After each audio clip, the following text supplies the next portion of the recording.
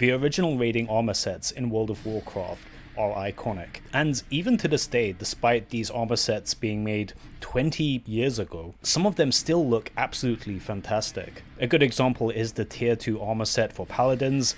It looks phenomenal. Even today, this holds up as a great design. With that being said, however, there was a time where the raiding tier sets looked like this.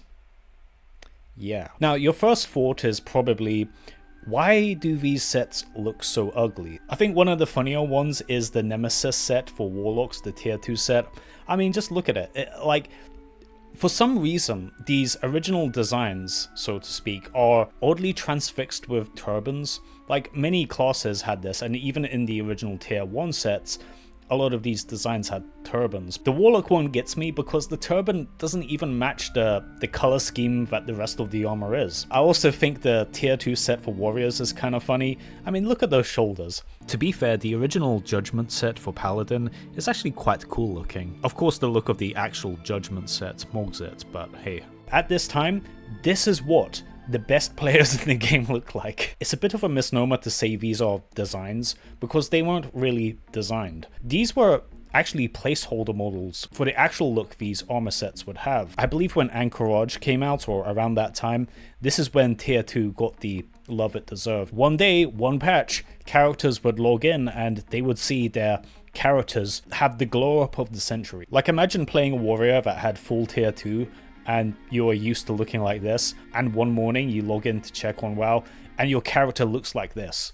Holy shit, that must be such a cool feeling. The real reason why these armor sets originally looked so bad was because these were essentially placeholder models. And when you think about the context of Blizzard at the time, this is their first time running an MMO, they've had a runaway success.